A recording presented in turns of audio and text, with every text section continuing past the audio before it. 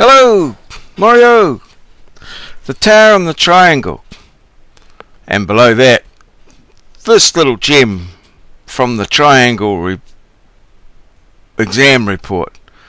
Name 4 types of triangle. Right angle triangle, tick. Scalene triangle, tick.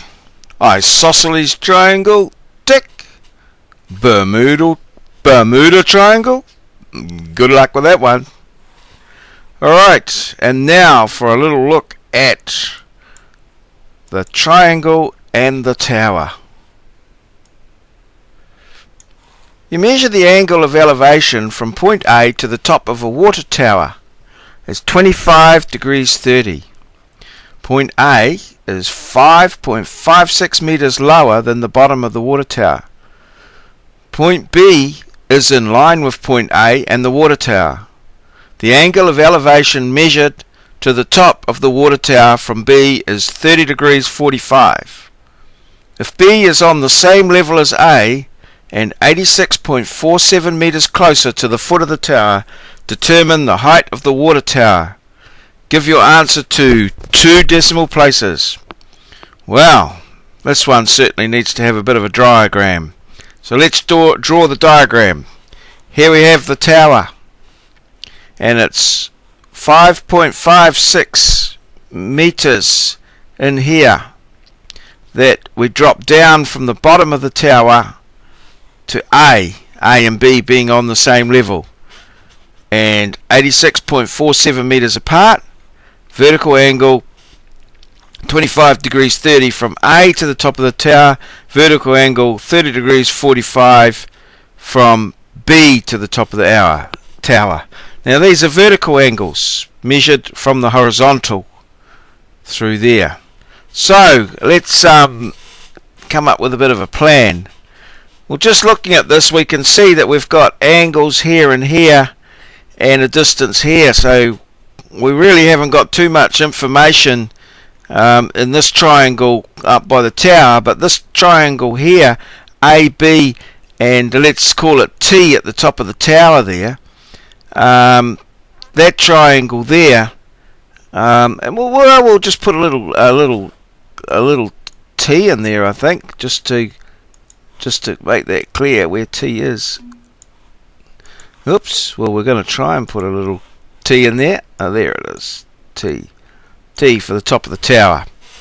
In that triangle there, we've got that angle there and the distance, and we've got this here, which is actually an exterior angle of a triangle, 30 degrees 45, which a little while after I started doing the calculations and things, I realised was very easy to determine, but I'll come to that later on. So straight away we've got this angle here and this angle at 30 degrees 45. Now this is a straight line through here, and we know that angles on a straight line, of course, add to 180 degrees. So if we subtract 30 degrees 45 from 180, we get 149 degrees 15, which is this angle in here, 149 degrees 15. This one here is 25 degrees 30. So 149, 15, 25 degrees 30.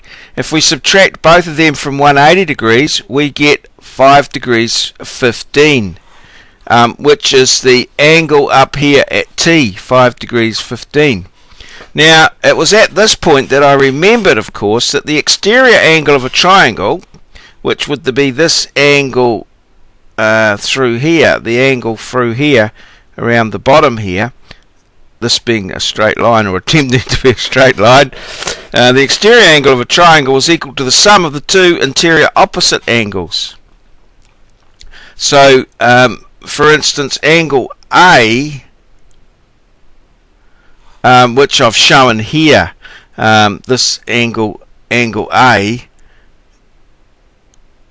in this orange diagram, so just a little bit confusing there with the A. So this angle here, A, in the orange diagram is equal to B plus C. So the exterior angle of the triangle equals the sum of the 2 interior opposites. So what that means is, of course, that 30 degrees 45 equals 25 degrees 30 plus this little angle up here, which I've proved here, because if we add 25 degrees 30 to it, we get 30 degrees 45. So very easily we could have used that fact and saved ourselves quite a bit of time by quickly determining that that angle up there was 5 degrees 15. But never mind, we know that for next time. So there you are, we've got our angle ABT that we're going to calculate out this length here from, this length BT. We're going to be able to calculate that from that triangle, and then that'll give us this other triangle here, BT, and down to this point level with A and B, which will be a right angle, and the will be 5.56 lower than the bottom of the tower.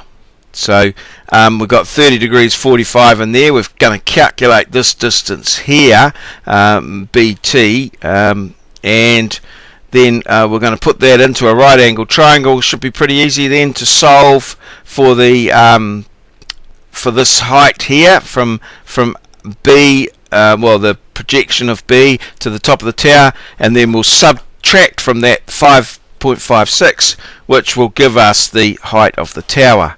So just going into the solution, we're just going to look at the small triangle ABT, and we can see that A, I've just labelled them in red there just to fit in with our formulas. So we've got A over sine A would be equal to T over sine T. So therefore A, and we're just multiplying both sides by sine A, so T sine A over sine T would equal A.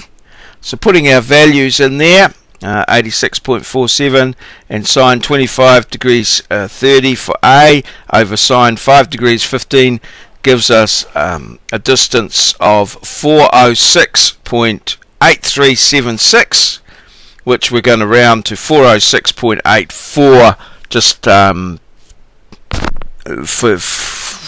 just to show us as an answer. But I would recommend that we move forward with the 406.8376 to maintain some sort of accuracy as we move forward into the next calculation, which as it turns out is on the next layer. So here we go, layer 1 and layer 2.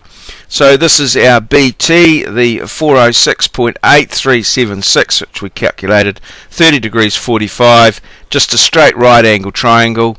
I've just used the magenta here to label them in the typical soccer tower that we're used to, opposite, adjacent and hypotenuse. So we know that sine is opposite over the hypotenuse, so sine of B equals O over H, so sine 30 degrees 45 equals T to T dash, which is this little bit here, over H, which is 406.8376, and we can multiply, cross multiply there, T to T dash, 406.8376 times sine 30 degrees 45 gives us a total of 208.0132, but we want T to TB, so we subtract from T to T dash 5.56, 208.0132 minus 5.56 gives us 202.4532. So the height of the tower to two decimal places in this instance would be 202.45. Now, as this is a parallel question to another question I was looking at, I sort of just changed some numbers and things and see what sort of answer we came up with. Now, as it turns out, I then started to look at 202.45. That's a pretty tall tower. And I started looking, I did a bit of a Google search, and I realized that that would put that tower within one of the top 100 tallest buildings in the world.